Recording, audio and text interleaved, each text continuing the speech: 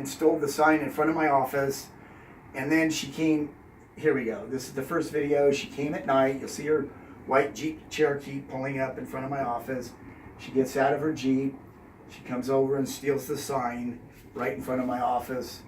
I had placed 180 signs again around the whole city of Fullerton. I put one in front of my office. That's Paulette right there. I recognize her. I've seen her before at city council meetings. I've actually had coffee with her once. And that's her Jeep Cherokee. And so again, she came back the following day in broad daylight and stole the sign off of the bridge. So this happened right here. This was October the 2nd. The following video that you saw, or the video you saw prior to this video, happened on October the 3rd. She came back in broad daylight and went and removed the sign off of the bridge. Here's the one during the day. This is her pulling up. So I went to the city of Fullerton and I asked the police department to investigate the case. I filed a police report, and the police officer told me that she would pass this on to her boss. And then I was informed that that was referred to the district attorney's office because Paulette is the wife of the mayor, Doug Chaffee, and that it would be a conflict for the city of Fullerton to investigate a case that involved the mayor's wife. And I sent a letter to the district attorney. I sent a letter on October the 9th. It's my letter right here. I'll give you guys a copy of that before you leave.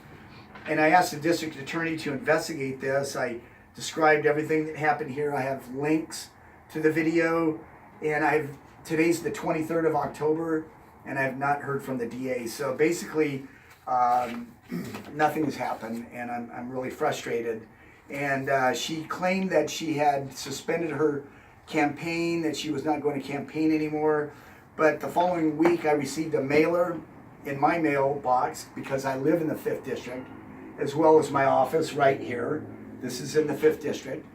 And so she's still campaigning, and the voters really need to know what's going on. But what I'm going to do right now is I'm going to turn this over to David Curley, because David is a community person here in Fullerton, and he knows Paulette.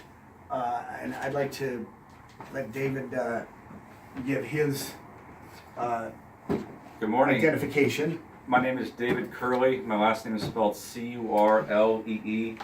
And I can vouch for two things as a Fullerton resident. I recognize Paulette Marshall Chaffee here. I've seen her many times. We all have. There's no doubt that this is Paulette. The second thing I can vouch for is the vehicles. They have a house in North Fullerton, and the white Jeep Cherokee has been parked at the house of her husband, who's running for county supervisor. That Jeep Cherokee's been there for years. They share the vehicle. Right here you see her gray Lexus, and again, that is most definitely her car. There's no doubt about it. That is her, that is her car. Even the license plate matches up with the car that's been parked in the driveway at their house on Marion Boulevard. So just want to make it abundantly clear. This is Paulette. This is their vehicles. Basically, case closed. Turn it over to Mr. Spitzer.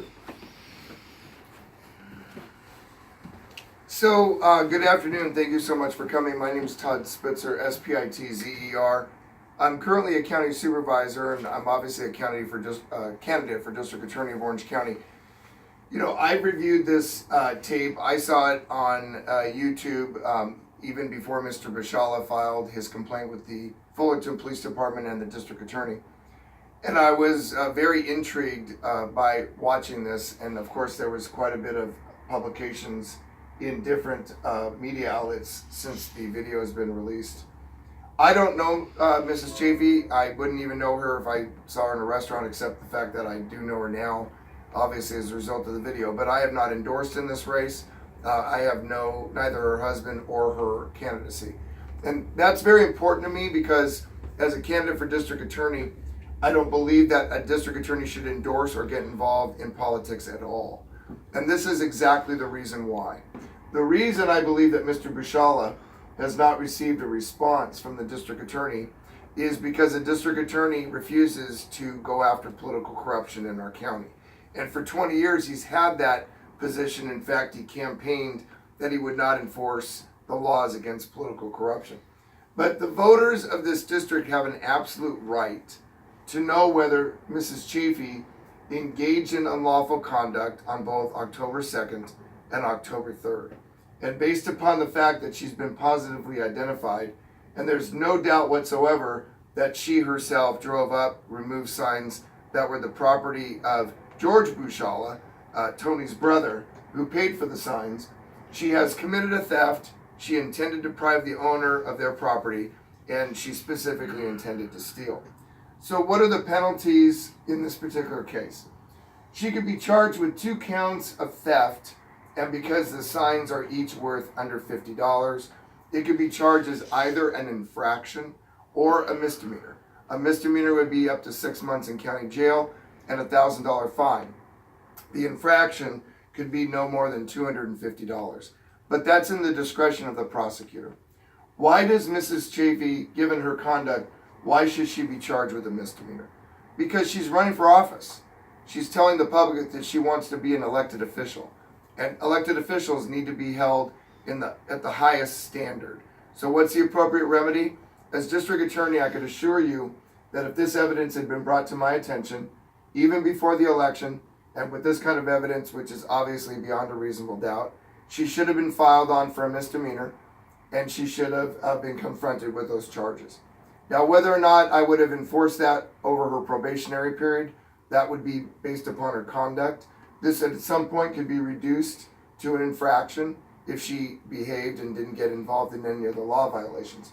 But not only is she running for office, but she's an attorney in the state of California. So not only is she licensed to practice law, and she's expected to behave with the utmost respect and integrity as a member of the bar, but she also is running for the city council. So I've explained the law, and you obviously know about Mr. Bushala's letter. But the other thing I want to remind people is that Orange County used to have a corruption task force comprised with the district attorney, the FBI, Department of Justice. And Mr. Rakakis was kicked off that task force because the FBI and the DOJ did not think he could be trusted. And that was documented in a Los Angeles Times article, April 21st of 2018.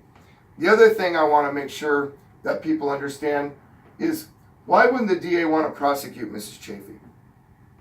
And the belief is, with this much evidence, is it has nothing to do with Mrs. Chaffee. It has to do with her husband.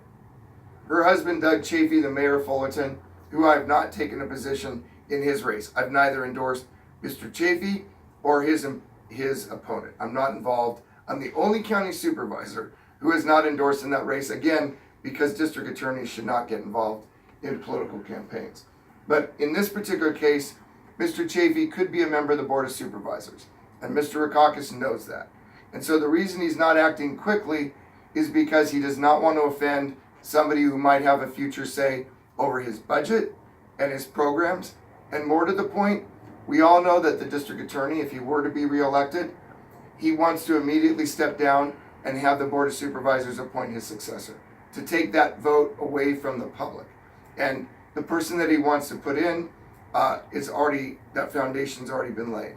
So the DA cannot afford to alienate any future member of the Board of Supervisors because he needs their votes for his successor. And that is, again, in my opinion, anti-democratic. So the point of my talk this morning is that while she is honestly guilty beyond a reasonable doubt, and she should face charges immediately, so the voters of the district, the 5th district, know that she engaged in this behavior, and then they can decide what to do. The DA should just decide to file charges, and then the voters can decide. But Mr. Rakakis, by failing to do anything, there are thousands of voters who have already cast their vote with their absentee ballots. And then more to the point, he won't do anything because of her husband. This is not about Mrs. Chaffee.